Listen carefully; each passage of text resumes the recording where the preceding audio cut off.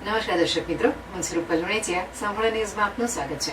યાત્રાધામ અંબાજીમાં આજે દશા માતાજીની ભવ્ય શોભાયાત્રા નીકળી હતી. આ શોભાયાત્રામાં મોટી સંખ્યામાં ભક્તો જોડાયા હતા. ડીજેના તાલે ભક્તોએ ગરબા રમી માતાજીની ભક્તિ કરી હતી.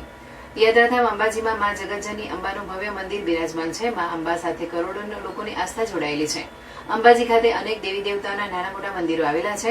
માતાજીના ધામે કોઈ પણ ઉત્સવ કે પ્રસંગ નિમિત્તે ગ્રામજનોના સહયોગથી ધામધૂમથી ઉજવણી કરવામાં આવે છે.